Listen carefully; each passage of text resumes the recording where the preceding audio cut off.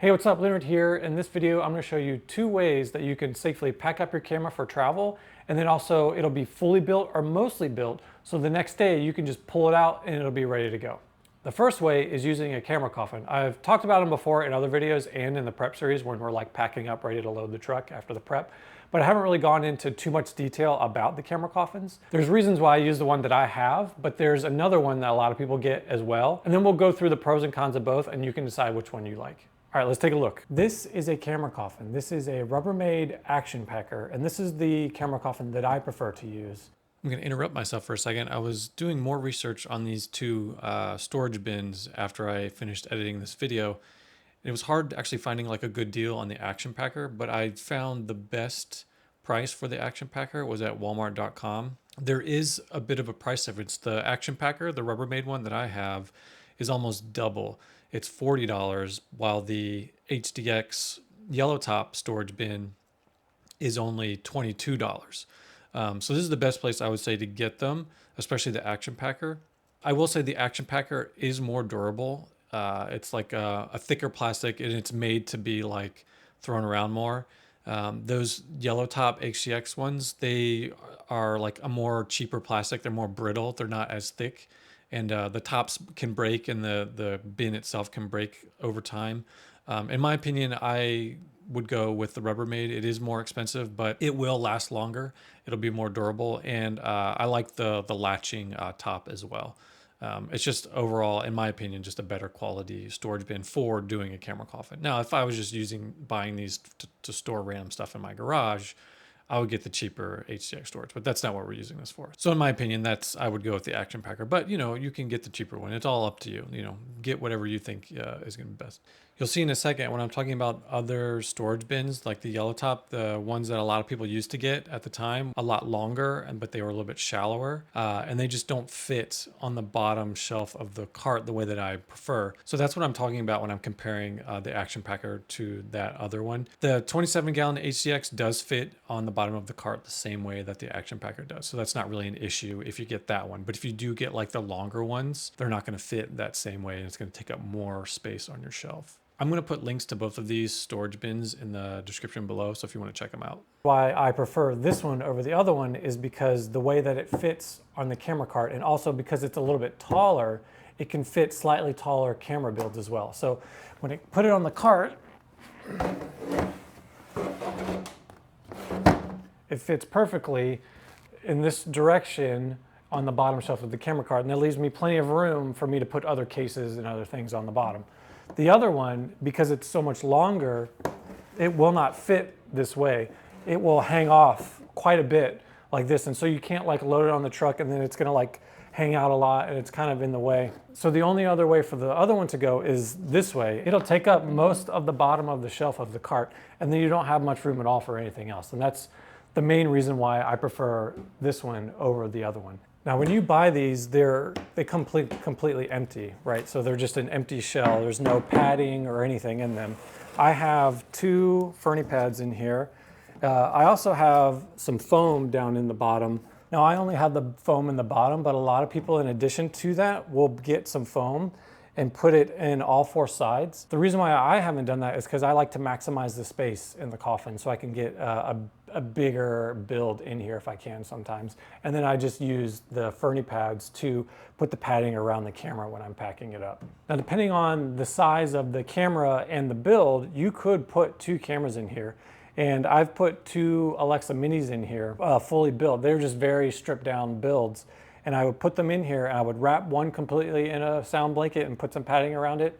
And then I would wrap the other one completely and put it in next to it, and then make sure there wasn't any movement or play in them, because you don't want them to be rolling around when they're in here. So you want to make sure you've got enough padding. If you need 3 Fernie pads, get 3.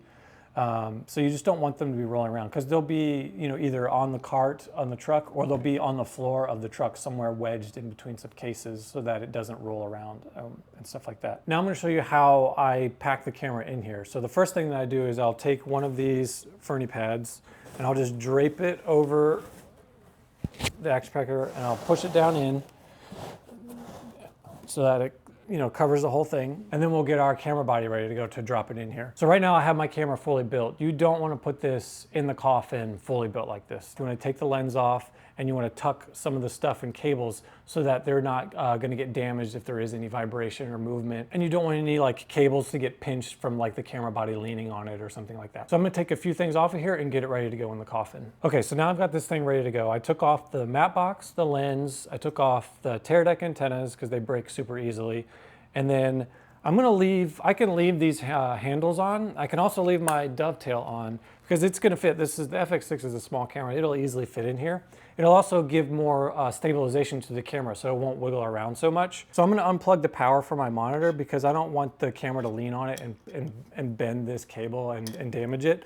So, but I think the tear deck's probably fine. So now it's ready to go. So I'm just gonna drop it in to the middle of the coffin and I'm gonna take this excess Fernie pad and I'm just gonna start stuffing it around the camera so that it doesn't have any room to wiggle around. So for some added safety, I'm just gonna take this second Fernie pad and just start stuffing it around even more so that this camera doesn't really go anywhere. So it's good, secure. We'll just put the top on, latch it, and now it's good to go.